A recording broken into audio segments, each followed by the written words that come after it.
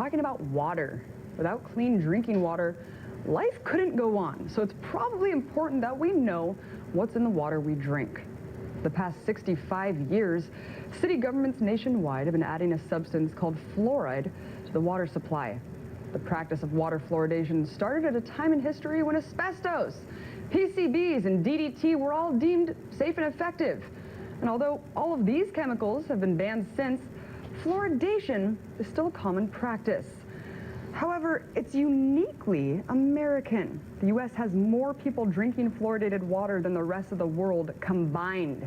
In fact, most industrialized nations do not fluoridate their water, including Japan and 97% of Europe. So what exactly is it that we're ingesting? Well, it's not the same fluoride that's in your toothpaste. What's being added to municipal water supplies is a fluorine compound called hydrofluorosilicic acid, and it's a byproduct from the phosphate fertilizer industry. Yes, you heard me right. Let me break this down for you. Gaseous fluoride is produced during fertilizer production. Now, it used to go straight into the atmosphere from these factories, but presently, filtration devices are used to contain the toxic chemicals, and what's extracted from the filters is then condensed into a water-based solution, which is packaged unrefined and sold to city governments for the purpose of water fluoridation. So how did this all start? Well, interestingly, in 1944, the American Dental Association themselves published that it was not worth the health risk to fluoridate water supplies. Too bad no one heeded their warning, because the very next year, Grand Rapids, Michigan became the first community to fluoridate. And what happened next would not have been possible without a push from the aluminum industry, which was looking for a way to safely discard their fluoride pollution and waste.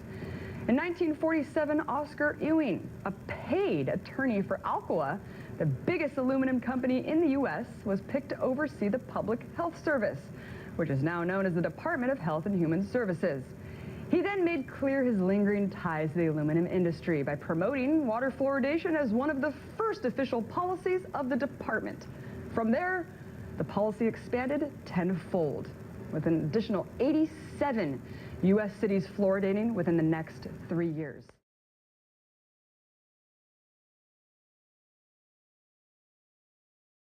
Mohamed Safari dreads going to work at this Loblaws in Montreal. He says he was forced to make old food look fresh. That's why he secretly recorded his supervisor admitting tampering with best before dates is industry standard. Every store does the same thing. All the other stores do the same. At his home, Safari demonstrates what he says is done at work. He takes cheesecakes weeks past their best before dates, adds new toppings, and sells as fresh. I decorate it, and I'm selling expired stuff for $13.99. Oh, look at that one.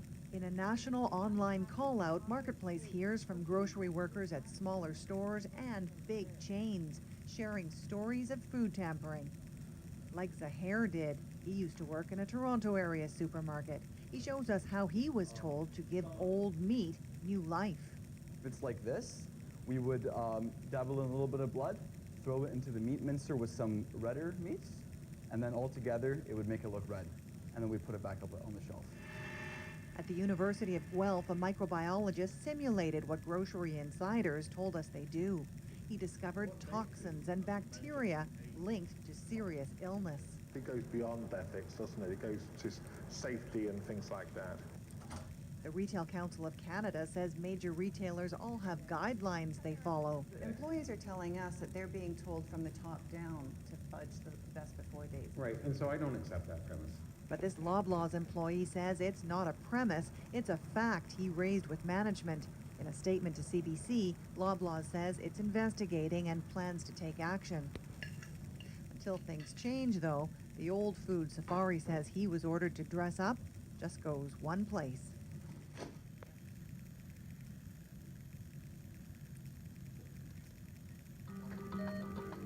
Americans probably don't think very much about government food policies when they're in the supermarket, but maybe they should.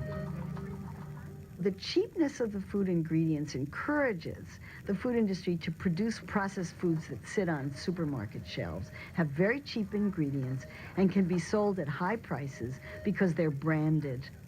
Processed foods are typically made from a mixture of sugar, water, flour, starch, fat, artificial colorings and flavorings.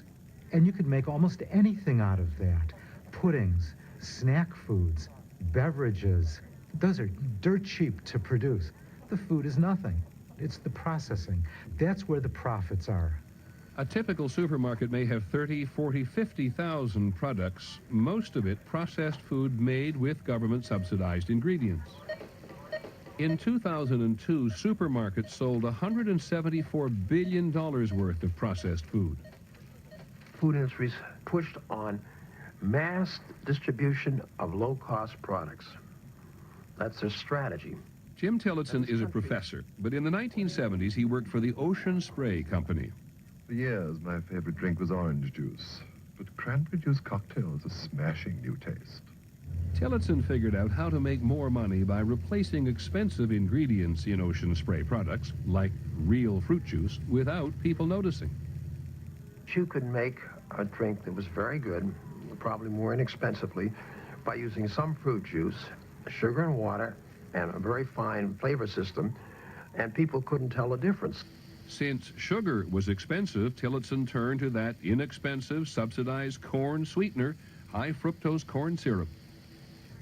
So we were able to reduce the price and be profitable. And as a matter of fact, at the time I brought my wife a Volvo, and we always refer to it as a sugar wagon, because my bonus came from being able to save the company a lot of money using high fructose corn syrup. People ask me, well, weren't you concerned about eventually that people would get fat from this? It never crossed our mind. Absolutely never crossed our mind. With obesity on our minds, we went to the Food Marketing Institute's annual convention in Chicago. This is where the packaged food industry unveils its new products. It's chock-normous. It is chock-normous. All those subsidized farm ingredients are being turned into products like these. There's a half a pound of meat in each jar. Microwaves in 6 minutes. These are interactive beverages. It actually is a product designed to emulate chewing tobacco. It's a Latino-inspired beverage. We couldn't quite believe what we were seeing here. Thousands of new products. What I like to say is Yoo-hoo is like an everyday sort of thing, 3 or 4 times a day, whereas your Yoo-hoo Double Fudge is more like a dessert. Free samples, we're giving them away today. And while a lot of the products looked familiar to us, everyone was telling us that they had the newest thing. We have over 100 new products. It's Sprite with a little tropical flavor, and for us, that little sense of newness. When you look at all the products introduced by the industry in recent years, one thing is absolutely clear. The vast majority are foods that Americans should be eating less.